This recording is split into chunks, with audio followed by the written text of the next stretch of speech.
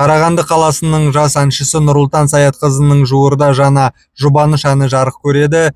Ән шынымен де өте керемет. Нұрсұлтанның парақшасының астына белгілеп кетемін. Кіріп, тыңдап, қолдап жіберейік. Ару сеттен айныма